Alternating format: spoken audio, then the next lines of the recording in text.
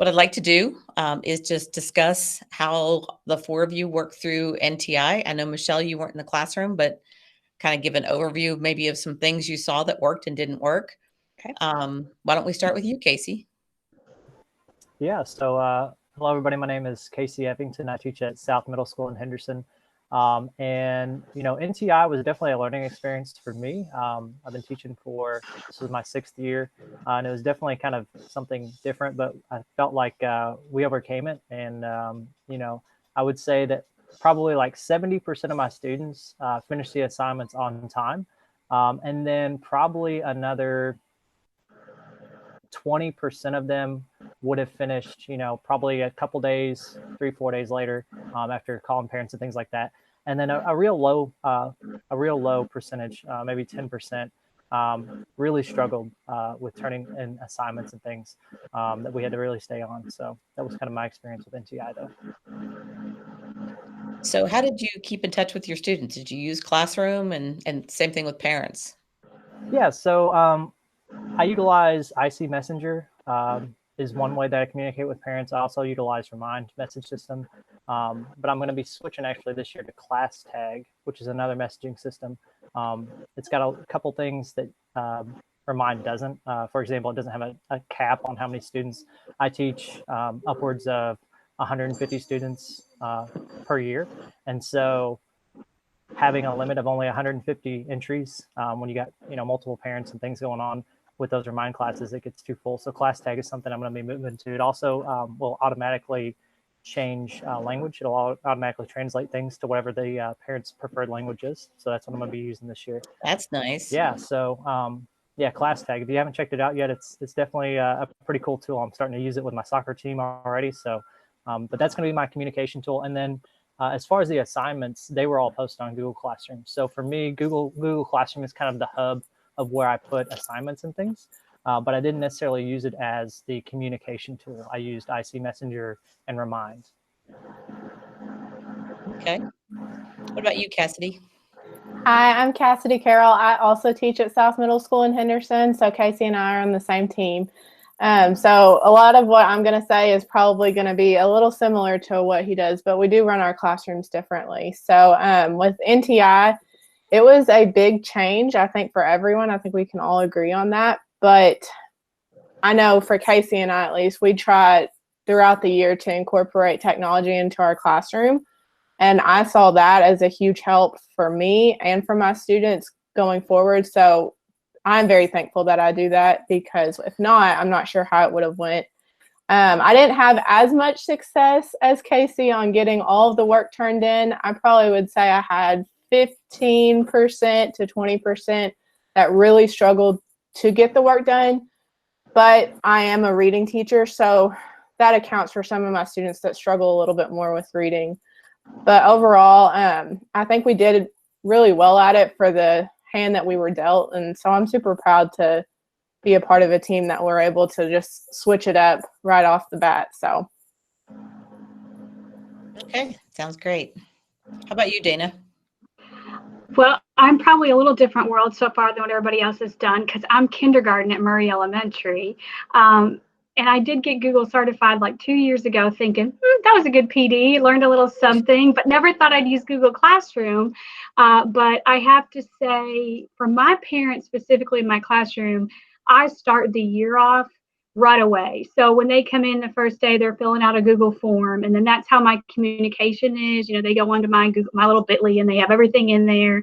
We sign up for field trips through that. We sign up through Classroom Party, like supplies. So I feel like my parents were already pretty well versed. Some of the roadblocks, though, for me, so let me backtrack a little bit. So my team there's 7 kindergarten teachers. I was the only one in my building using Google Classroom during NTI. In the kindergarten. 2nd and 3rd grade were wholly, but kindergarten, I was the only person. So I'd have to say that was probably my biggest obstacle because all the parents talked and, well, they're not doing this, they're doing this. And so we still had parents that felt more comfortable with a paper packet. So I kind of had to do a bridge, I had to wait and make it equitable learning. So I had to get everybody on. So I think Michelle Morgan and I kind of discussed this. In kindergarten, they don't get an email. So that might have been a small challenge for me. I worked real hard the first day in NTI, knowing this is what I wanted to do. I wanted in Google Classroom to cover the standards that I hadn't yet covered, as we went to NTI, and I wanted a way to do that personally and with, some things for parents, and with parents working at all different times and me having the younger kids, opposed to maybe the middle school teachers on here, your kids were sufficient enough to get on their own. I wasn't going to have that. So I wanted a way to put myself into their day and give parents a break. So that was kind of my thinking in the beginning about Google Classroom. So my challenge was getting them all on there because I had to go through parents and without them having an email. So parents, and it had to be a Gmail. So kind of getting parents to understand that, and they had to make a Gmail. So what I did was I started it on Monday. I had a parent sign up on Google for phone conferences. So the next day on Tuesday, I talked to all those parents. I walked them through. I'm fortunate that I have Michelle Morgan. She'd already made a Google Classroom, like how to get on. It was a whole PowerPoint. And so I send that right out. And then by Thursday of that week, and we all know how it looks different with parents and communication, but by Thursday of that week, I had everybody on it. So then it became an equitable platform for teaching for me. And that's what I wanted. So the way I utilized it is, I think all of you can probably say that NTI, we worked longer hours because we were available all day, 24/7 for those parents that did come home. Again, with my little ones, and I can only speak that way, but 5- and 6-year-olds did need some hand-holding on a lot of things. And so parents might not get home till 7 at night. So these kids were up till 10 or 11. So Google, like doing Meets or Zooms had to look different too for us because parents had to be able to get kids on it. They had to have availability of a parent because most caregivers tended to be a little bit older and not comfortable with the technology of that. So I did vary that. But anyway, my Google Classroom assignments did follow standards. I tried to, this is where I was saying the extra time came in because I previewed everything. So we have vocabulary. I went ahead and made some things through that, but I previewed it, making sure it was age appropriate, that the kids could do it. I did a lot of science in my room. And so I did a lot of science experiments, but gave them many options so that if they had, supplies in their house or if they didn't. And then the other thing I really encouraged was I kind of taught the parents how to put the kids on reading. I want it to be interactive, just like it would be in our classroom. So they would actually put snippets or small videos they would upload of the kids reading, like their favorite page of a book. So I tried to keep the kids reading. I did that by posting through YouTube what I'd already previewed stories. So then they could get on, we have Epic, so they could get on Epic and read. We have AR, they were all taking AR quizzes through this. So I kept giving like all these variable resources. Having said that, that sounds great. And after about the first week with emails from administration and talking to their parents, they were overwhelmed. So I actually held a parent Zoom meeting at 7:30 at night. I had all parents come on and I just candidly talked. I just said, none of us know what to expect day to day. We're doing the best we can.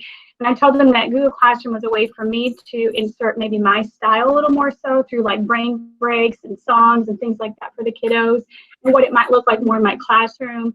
I did post some videos of me teaching certain things, for instance, like our vol diagrams and things like that, and made fun projects, and then they would upload pictures onto that. So participation, if you're kind of looking how that worked, every parent was on. I would say probably 50% posted videos of kids reading. I would say 50 to 60% posted some form of an assignment. But I would say more in the 90% range, they commented at some time on something. We tried this, we loved it, this didn't work, we tried it again, we tried this one, this is their favorite page, that type of stuff. We loved this read aloud.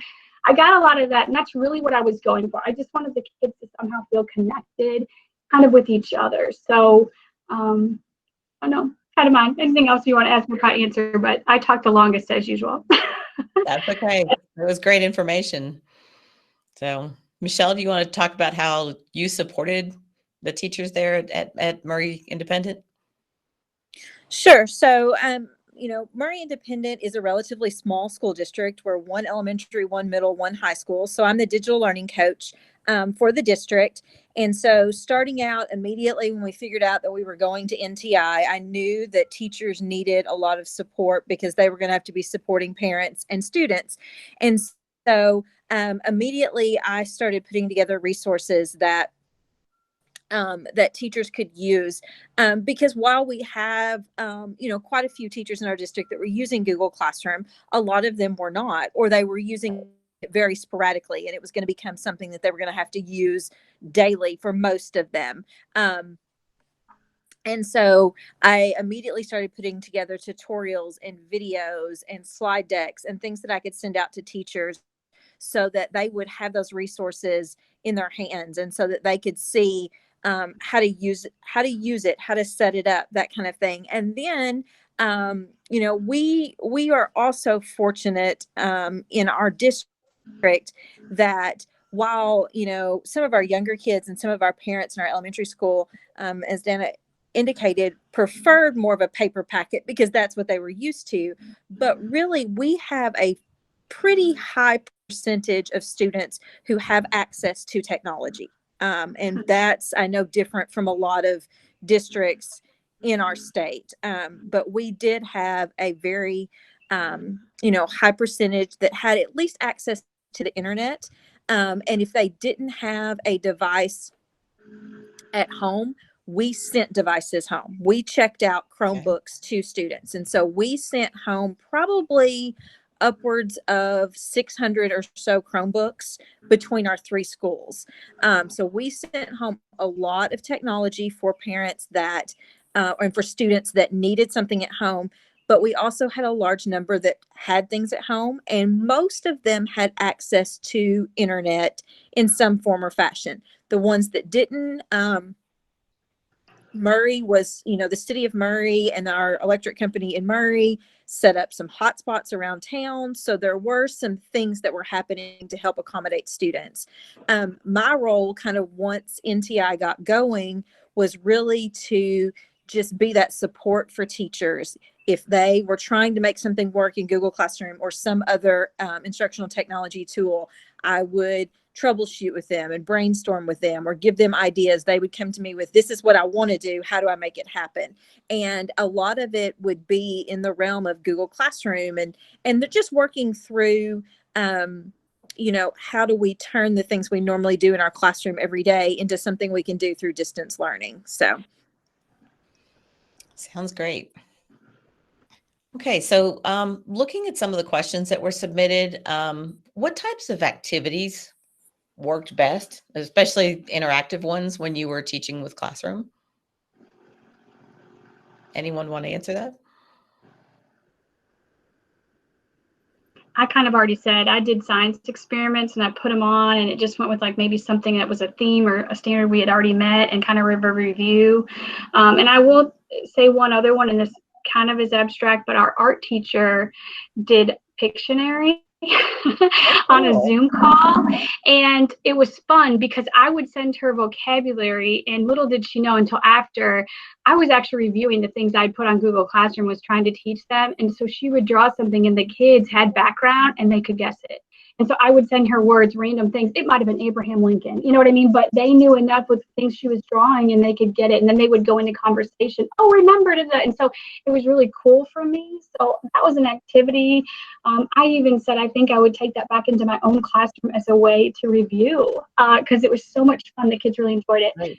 So the science experiments and those things where they actually were kind of talking amongst and back and forth seemed to work really well at my level.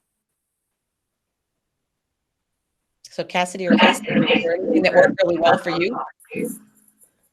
I know for me, I worked alongside my ELA department. We met every week and sometimes twice a week, and we wanted to give out something to our students that when parents talked, they were kind of hearing the same thing because our students talked and they were going to be able to help each other out on. So we wanted a very clear, concise set of material to give them across the board.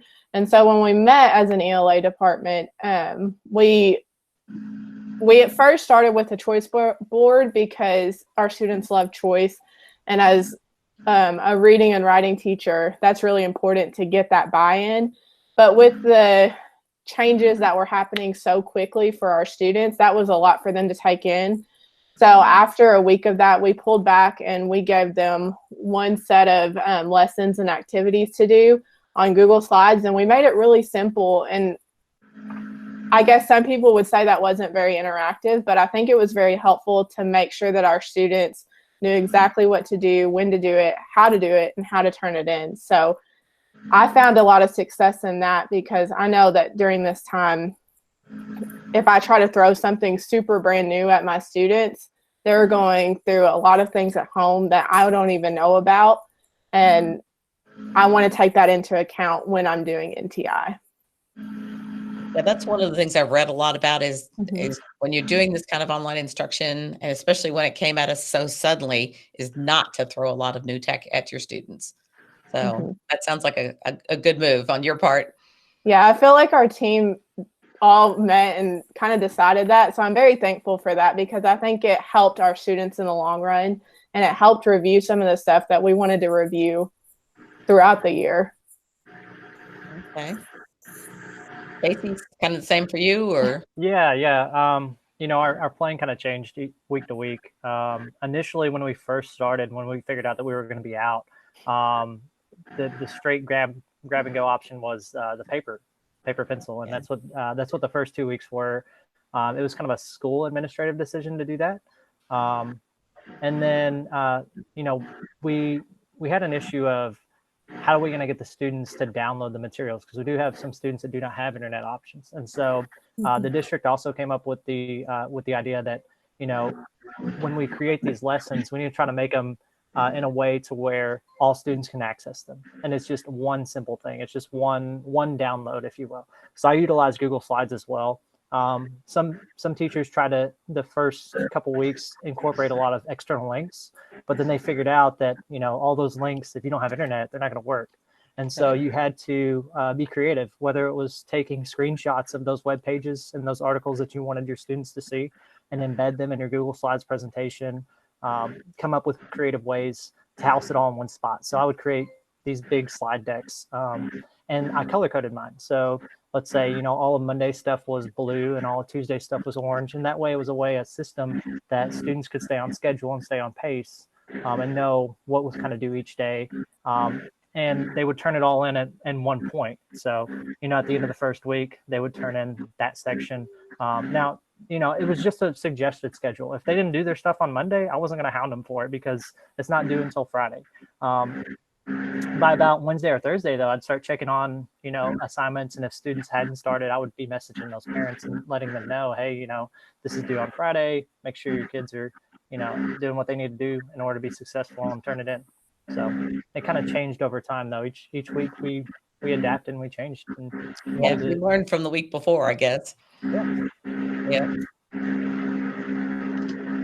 Anything else that you can think of as far as, you know, I love the idea of keeping it all in Google Slides. I think Google Slides is such a versatile tool, and you can put just about anything in there, which I think is awesome. So anything else you can think of as far as making things interactive? And I agree with you with kids that don't have access to internet, adding those extra links, going to those extra places sometimes just doesn't work.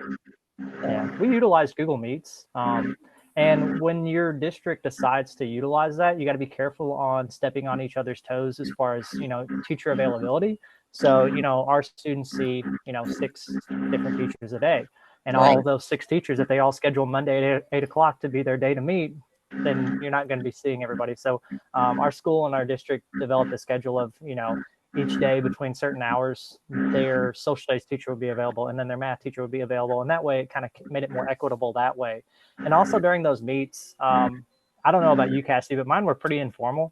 I would preview or go over the material that they were going to be doing, kind of model for them how to do the assignment, maybe give away some insight and some answers and things like that. And then we would just kind of have a chat session, and we used it more as just a social time where students could actually communicate with people outside of their home, which is something that they desperately wanted. That's why they really showed up to the meet in the first place, was just to see some friendly faces, see people that they remember from school, and just communicate. It wasn't just about, you know, teaching them, you know, social studies content for me. It was more about them talking to other people and seeing each other's faces. And I would add to that, my meetings were very informal also because they desired those jokes and those laughs and to just hear from people that they hadn't heard from for the first 2 or 3 weeks. And so whenever I did my Google Meets, I had the way we set up our schedule, ELA was in the morning. And with middle schoolers, that's a tough thing to try to get them on in the morning. And so I noticed that, and I said, well, I'll have my morning meeting, and then I'm going to set up a meeting outside of these times, just if anyone wants to join. And I think I set it up for like 4:30 or 5:30. And it took extra time from me, but I saw probably 10 extra students that way that I probably would not have seen in the morning. So I think it's important to be flexible in that way too. The schedule is key, because if not, we would have been scheduling on top of each other and it would have been a mess. But also thinking about like, hey, some of these students may not have internet access if they're staying with someone during the day. And so scheduling some outside meetings, I think, is important. I was going to say the same thing. A couple of things to add on to that. Our district, we had faculty meetings in our building daily, which kind of started to overlap with we didn't have a schedule. You know, kindergarten didn't have an hour, first grade, second grade, third grade. And ironically, I was just talking to a parent this morning that's not in my district, that would be in a neighboring district. And she was saying, like you say, every week we changed. You know, we learned and we did better. And she was saying the first week it was a nightmare. People that had kids in different grade levels, they were trying to get kids on. And I know I felt that. And then Cassidy, I also can respect that as the parents were teaching them later at night, they weren't getting up at 8 in the morning or 9. So I ended up going to lunchtime Zooms where they just brought their lunch onto the Zoom, and we kind of all had lunch together informally and talked like a little luncheon every day. Mm-hmm. I do feel like, and I hope Michelle is going to take this maybe back for me, because we probably need to say kindergarten year from 9 to 10 and first grade year from 10 to 11, or however it might be, because I think that was stressor for parents. They were so concerned on what devices and how are they going to get this child on this and this student on this at the same time, and one was doing classroom and one wasn't, or classwork and one wasn't. So I think, like you guys say, that became a stressor for parents. You know, how are they going to get all this into a day? But the other thing too, as we say stressors, my parents were having a hard time finding the Google links. So in the beginning, I tried to be, in my mind, organized, and I was sending out these Google links for the week. Well, then I would be on and they'd be messaging me, you know, where's the link? Where's the link? So I utilize Google Classroom. I just used to say the link will come through 20 to 30 minutes before, go right on Google Classroom and click on it. And of course, those of you using it know we can send that out many days ahead. They didn't have to know that, but I would just set up the links, put it on Google Classroom to come to them. Then if it was at 11, they got it at 10:45. And I will say, once I did that and they knew where to expect it, where to find it, it made it less stressful for me. They weren't contacting me and they all knew where to go. So that did make it really easy. And I loved Google Classroom for that reason. But I can give you a laugh for the day and tell you, when I first started with vocabulary, I was working at about 1:30 in the morning. And of course I was putting vocabulary for like 2 weeks out. And I had one parent say, and we became friends through all of this, and she said, I can no longer wear my Apple Watch to bed because your vocabulary dings at about 12:30 in the morning. And I thought, oh no, because I was doing such a good job wanting to put it through, but I had not overrode the vocabulary part where it came through. So oh goodness, we have 1 week left of those, and then I didn't do them. But it's just funny, like you say, how we learn things and things. Thank heavens we were learning together and they were forgiving, with us and us with them, I think all the way around. So. Mm-hmm. Sounds good. Yeah, that digging can get annoying when you're trying to sleep. So, with parents, did you find that they were really helpful in getting the students to do their work and keep things going, or was it really mostly on your shoulders?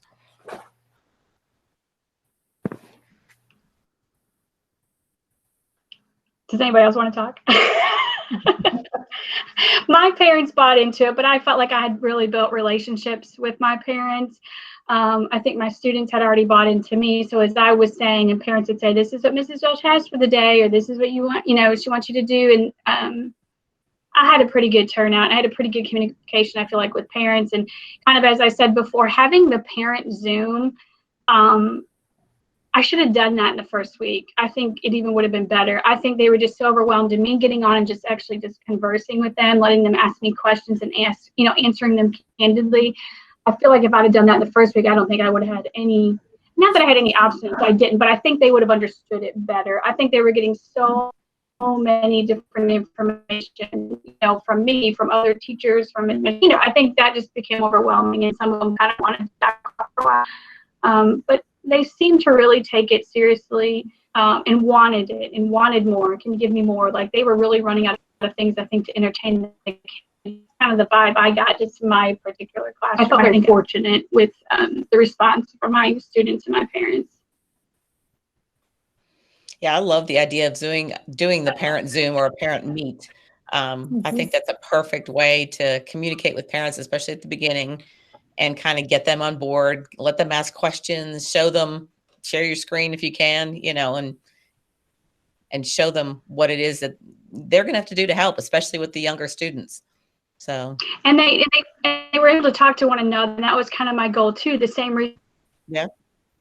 You wanted your kids to interact, and so my message was these parents probably need to interact, but one is thinking or having trouble with their feet or wondering, during Zoom meeting, just like what we're doing now, we're all like this. If somebody's saying something and we agree or we relate, and that's exactly what they did, and they really did converse with one another. So again, I think that even made unity and hey, we're all in this together be more solidified, even within my own classroom. So I highly recommend it if we do it again. Yeah. Did any of you use Google Voice? It kind of became a real popular tool with NTI instruction and teaching remotely. I think most people didn't know about it before it started. But did any of you use it or know anybody that used it?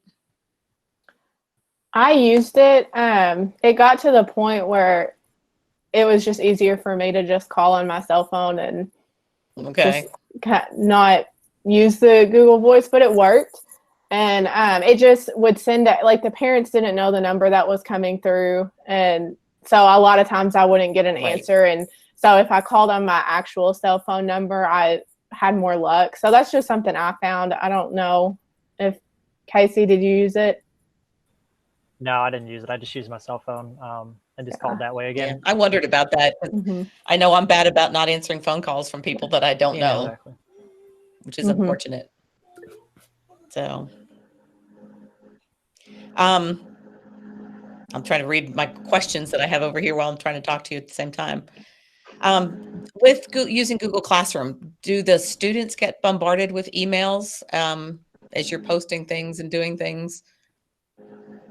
They do, but at least in the middle school setting, the students don't really utilize email at all. It's accessible to them and they can get into it. It's not like it's blocked by the district or anything like that. Right. But it's just something that our middle schoolers don't really have value in email. They use Instagram and they use Twitter and they use these other communication tools that are more direct versus email. And so it's always available to them, but they don't check it usually.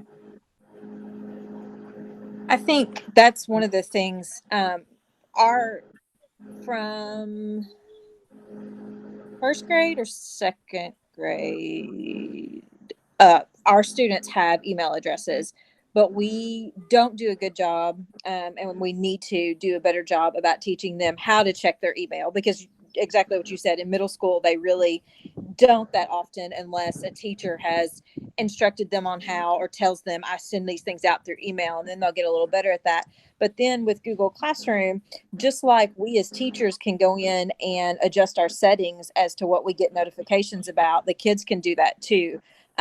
So we can, they can always adjust. Are they getting notification? Do they have the app on their device and are getting notifications that way? Are they just going in and checking Google Classroom every day to see what assignments their teachers are putting on there, or are they getting email notifications? So, so they can adjust how much they're bombarded by those notifications within the settings for Google Classroom.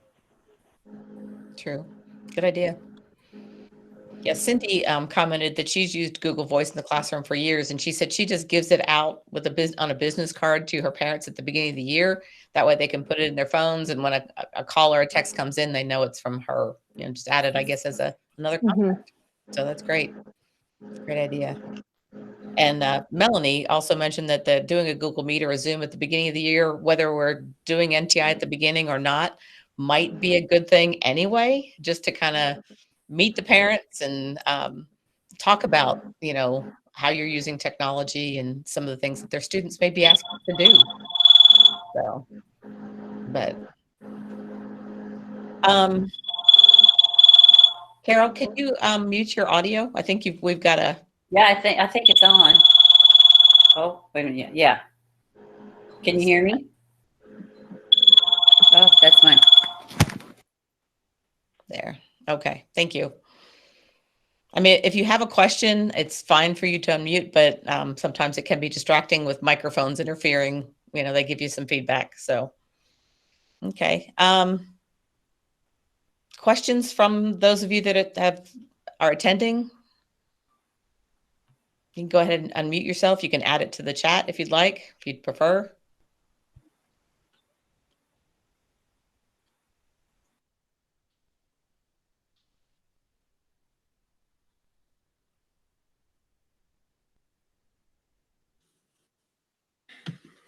There was a question in the chat about Google Voice, and it's really easy to use, but it's just the same thing as having an extra cell phone, except that you don't have to have an actual device extra. I have the Google Voice app on my phone in a folder with all my other Google apps, and I can text parents or call them, and whenever they call me, it screens them first. So it'll tell me who's calling, and that way I know when I answer it who it is that's calling, just the same as I would if I gave them my personal cell phone number.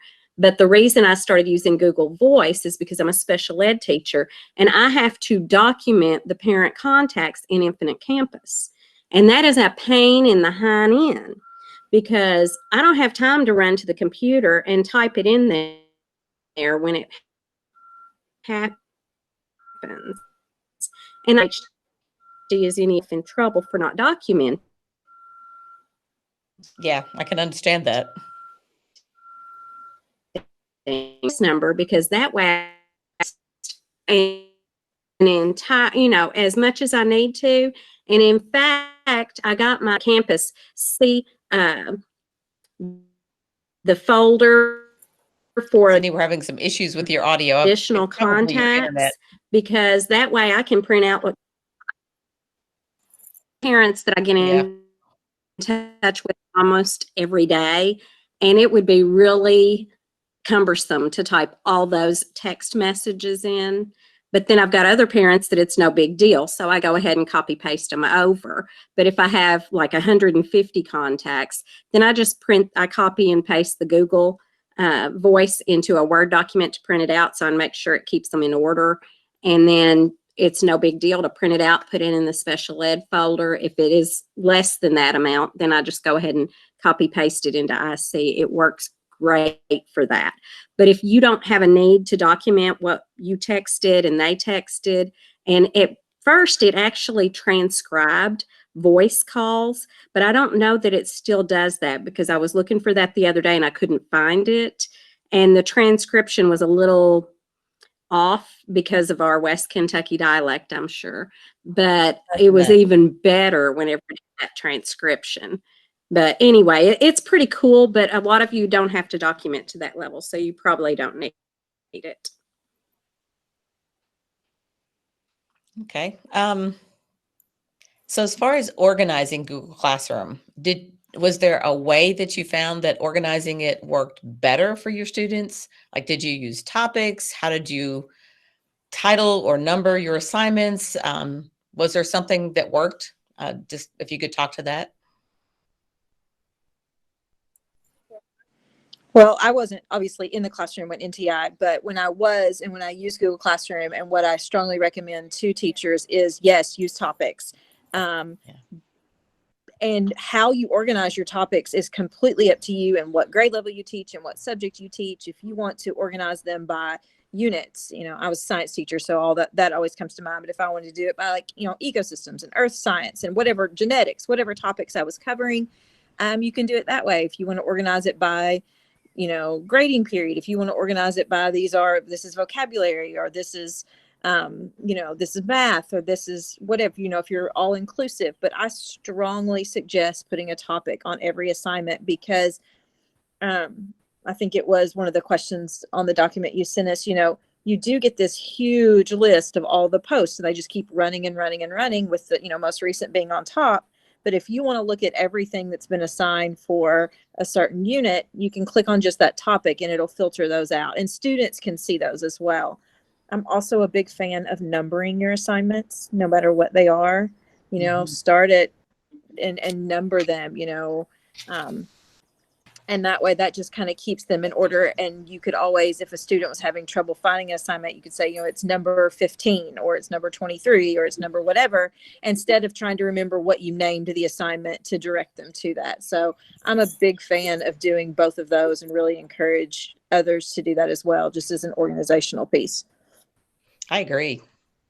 Any of the rest of you, something that worked, didn't work? One thing that we decided as a team, this wasn't the first few weeks, because like we said before, we were constantly like learning and kind of switching up how we did things.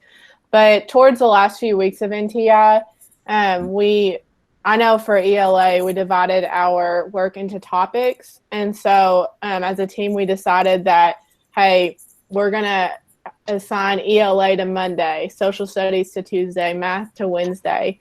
And then Friday was going to be their due date, at least for ELA. So I just labeled it as the day they were supposed to be working on it.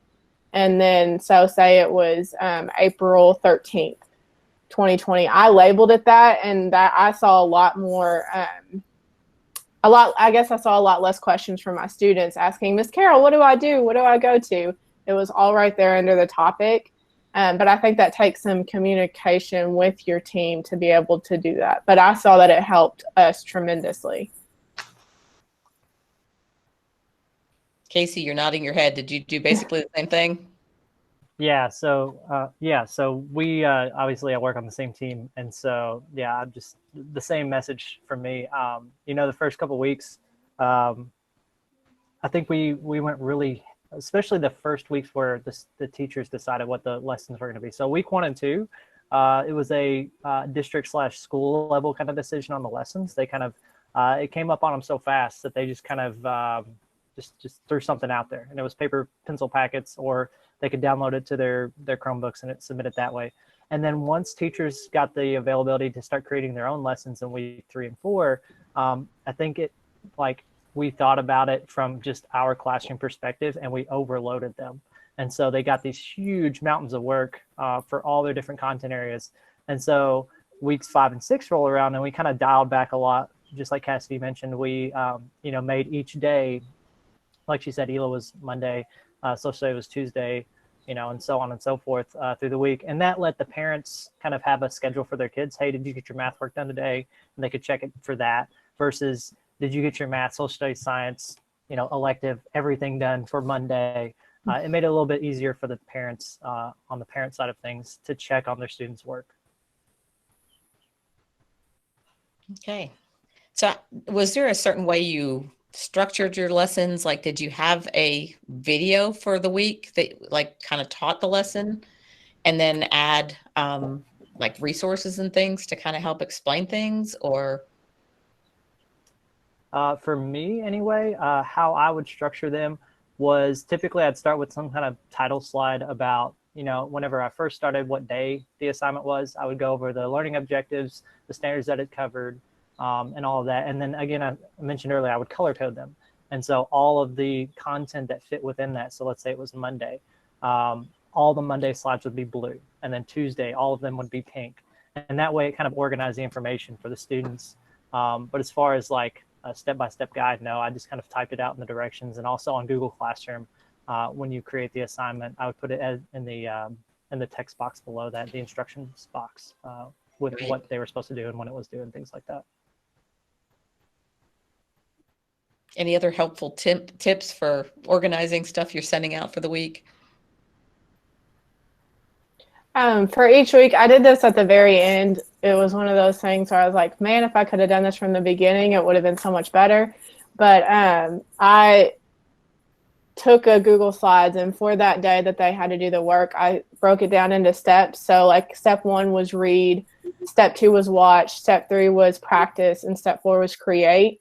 So I tried to keep that that pattern going to where they knew the first 2, they just had to learn and watch something that I was giving them, and then the last 2 slides or the last 2 steps are going to be the things that they actually do. I heard back from some students that they really enjoyed that organization, and for me that's important to be giving students what they want, because if not, then I know their likelihood of doing things are a little bit lower. So I think breaking it down for students, whether it be color coded or step 1, step 2, step 3, is super helpful instead of just throwing it at them. And I can say too, like you were saying, when I did that parent meet, again, I wish we would have done in the beginning. I can't say that enough, because once they started talking to me, they had these paper packets, of course, that our team, and as someone was saying, administration preferred, you know, how we started. And so the parents, I had one parent say, well, they just don't work for me. And I thought, okay, so I get into the conversation, and they were trying to make these 5- and 6-year-olds sit for like 2 hours and do this work. And so they have my schedule, but they don't really know what that looks like in a day. Let's be honest, they're not in the classroom. And so I didn't think of that until I had that parent Zoom meeting. So then I started structuring my Google Classroom assignments. They came out in the morning, and they came out from 8 to 8:30. And then I explained more to the parents what our day looked like, you know, how many times we're on the carpet to the desk and our transitioning, how many times that happens, and how much we're up and moving. So then at my level, remember guys, I started giving like brain break songs. You know, I would actually interject Go Noodles and attach them right into that assignment for the day. And I would attach their journal entry. And I explained during the Google Meet, I said, so this is what our morning looks like. And this is the way I do it in kind of the time frames. And when we're in reading, we don't sit the whole time. We move from, 5 stations. And so as I started to paint a vivid picture, again, the feedback was just, then the work that they did and how they bought into it, they're like, oh, this is great. So then you can get them up and they can go watch the song, and then they'll come back and then they really want to work. And I thought, yes, that's why I do it every day in my classroom. But of course, they didn't know that. And so at my level, different than you guys again, but kind of a whole picture of how it was to my advantage. I could attach those Jack Hartman songs and then just clicked on it. And the kids had a brain break. The parents could take a break themselves or whatever they were doing. And so had I, had that feedback, I think in the beginning, it would have been a lot smoother those first few weeks too. And again, like we say, not everybody has the internet capability. We were fortunate where I'm at to be able to do that. But like you say, they don't know what it looks like, in the classroom in our day. Even though it's on a schedule on paper, they really didn't visually know, how that was working. So it was helpful once they knew that, and then the feedback and the positivity and the engagement was so much different. Sounds awesome. Did you notice that after a while of doing this, after several weeks or a month or so of doing it, that the students' interest in doing this waned any? I can speak for me, and I hope everybody else will say how it worked for them. The first week it started, I have always called Fridays in my classroom are fun and flexible Fridays. It's just my way of saying the schedule is going to look different than those other 4 days, and I do what I want, meaning most of the time it's a science experiment, some type of fun theme craft, but they never knew what was coming on a Friday. And so I think 4 out of the 6 weeks, because one of them was spring break, I went to their houses. So every Friday I surprised them, and I actually went. Again, I'm not in middle school, you guys, so I had 22 kids to go to, not 140, or whatever it might be. So that was something I could do. It was something I look forward to. I have children of my own. They got involved in that, went with me. It was a way for me to keep in contact.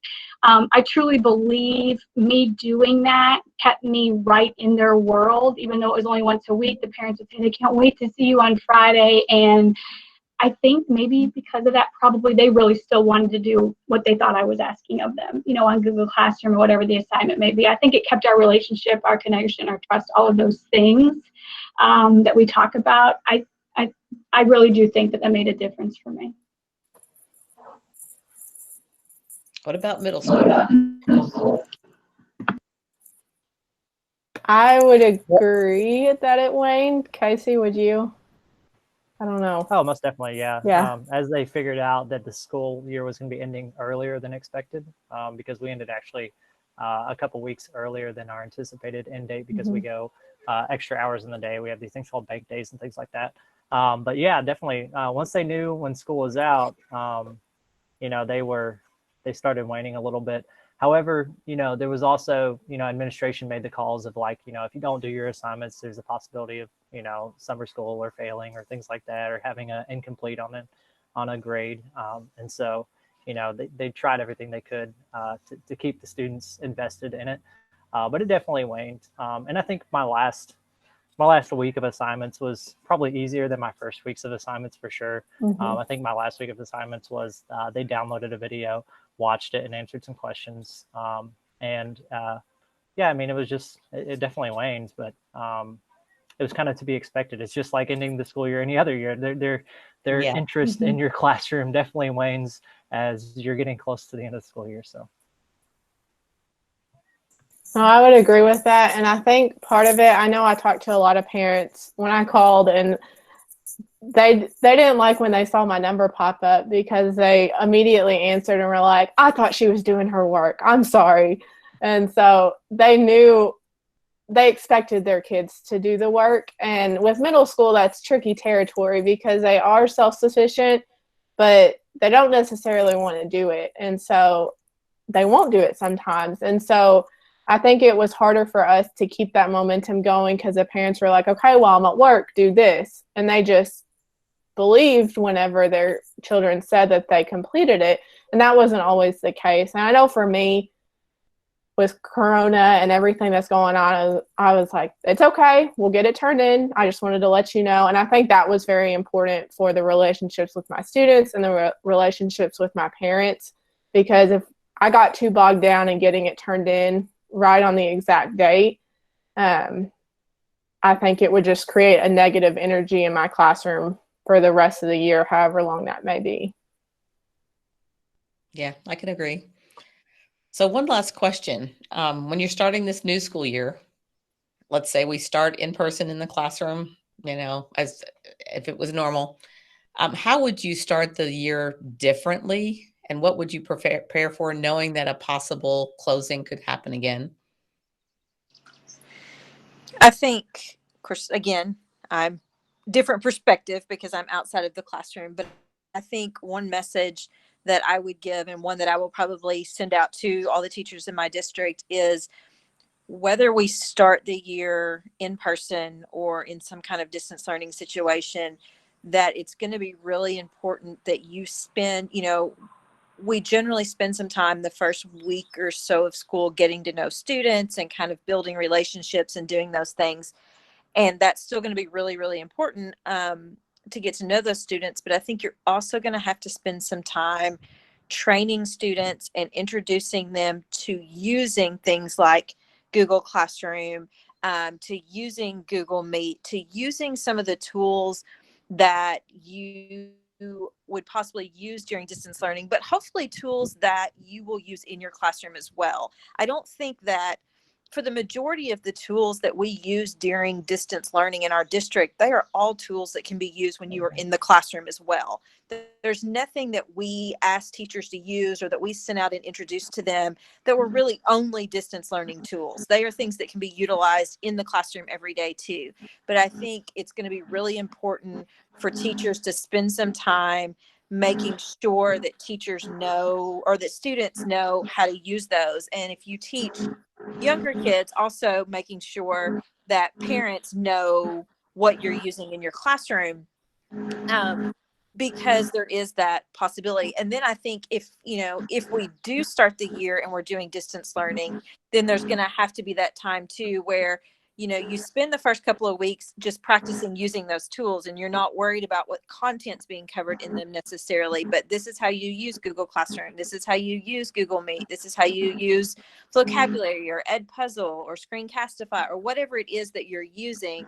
Spend that time really building up how you use those tools, so that they're prepared if and when we do have to do distance learning. Any other comments?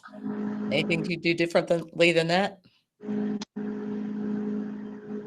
I think Michelle just said everything I wanted to do for this new year. So Took the words right out of your mouth, yeah. huh? Okay.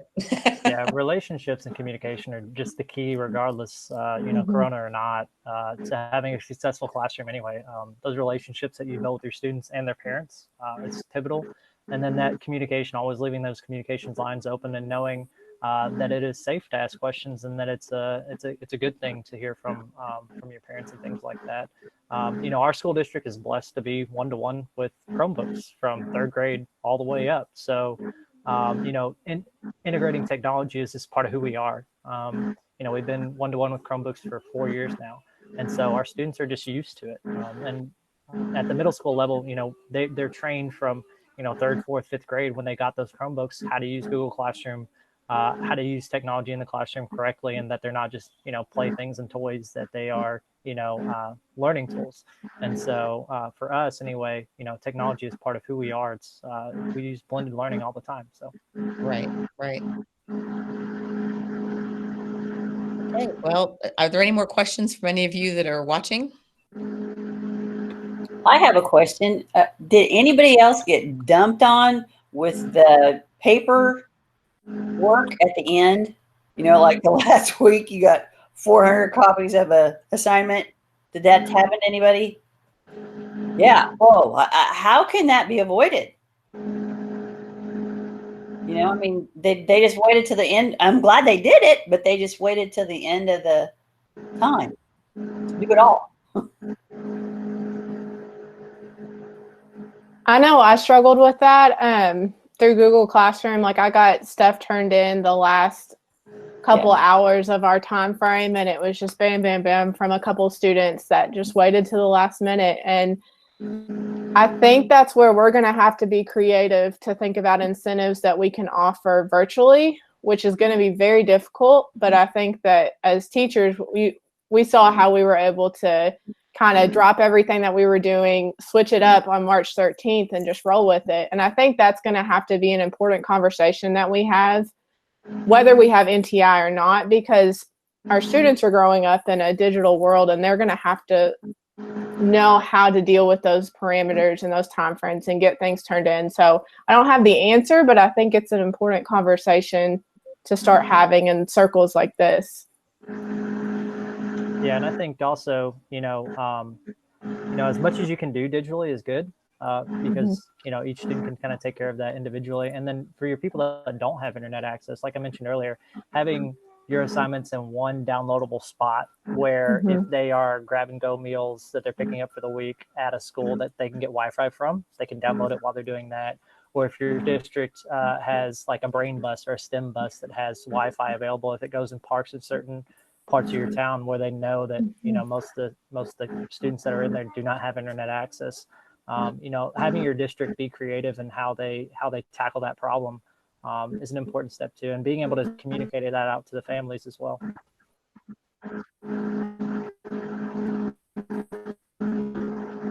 Any other questions?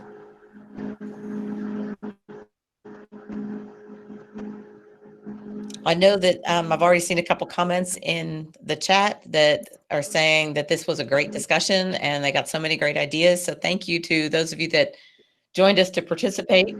We really appreciate your insights and your experience and your comments and what you shared.